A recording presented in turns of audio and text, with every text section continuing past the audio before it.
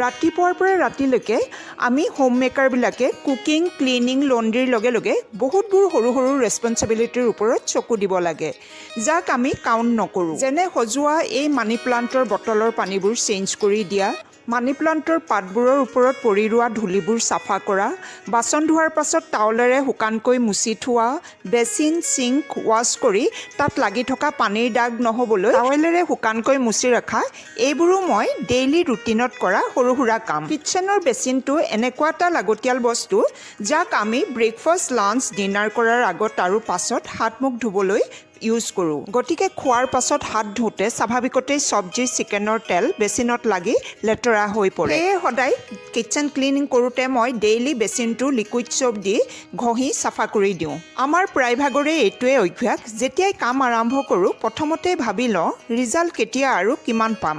কিন্তু ভাল কামৰ ৰিজাল্ট আহিবলৈ সদায় টাইম লাগে। পূৰা মন দি কামত লাগি যাব লাগে। ফ্ৰিজ ক্লিন কৰাৰ আগতে একেধৰণে ময়ো সেই কথাকেই ভাবিছিলোঁ। কিন্তু এইবিলাক কাম শেষ কৰাৰ দায়িত্ব আমাৰেই বুলি পজিটিভলি লওঁ। কামবোৰ সোনকালে এটা এটাকৈ শেষ হৈ যায়। দেখিলোঁ ডিপ ফ্ৰিজৰ বৰফবোৰ সম্পূৰ্ণকৈ গলিলে। মই স্পঞ্জ এটুকুৰাত লিকুইড চ'প দি ফ্ৰিজৰ ভিতৰৰ চুককোণত ঘঁহি দি লগতে টুথব্ৰাছ এটাৰেও ঘঁহি দিলোঁ। পাছত কটন কাপোৰেৰে শুকানকৈ ফ্ৰিজৰ ভিতৰখন মুচি পেলালোঁ। লগতে ধুই থোৱা চেল্ফ, এগ ট্ৰেবোৰো এখন এখনকৈ ভৰাই দিলোঁ।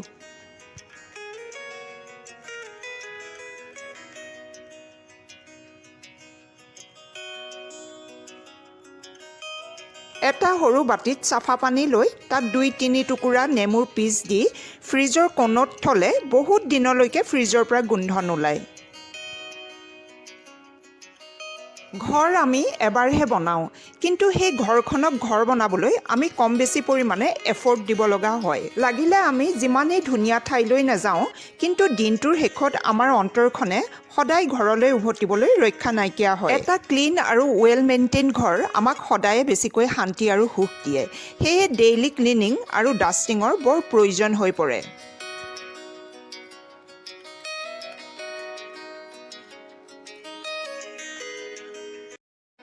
স্কুল, খেল-ধেমালি যিকোনো ক্ষেত্ৰতে ছোৱালীয়ে পোৱা এৱাৰ্ডবোৰ দেখিলে মাক হিচাপে যে কেনেকুৱা প্ৰাউড ফিল হয়। ছোৱালীয়ে পোৱা এৱাৰ্ডবোৰ কিছুদিনৰ কাৰণে সকলোৱে দেখা পোৱাকৈ চেণ্টাৰ টেবুলতে ৰাখোঁ। ৰঙা এই ধুনীয়া বক্সটোৰ ভিতৰত থকা গোল্ড আৰু চিলভাৰ কালাৰৰ বাউল আৰু স্পুন ছোৱালীক স্কুলৰ পৰা দিছে। এক্সামত জিঅ'গ্ৰাফীত ভাল ৰিজাল্টৰ বাবে এই এৱাৰ্ড।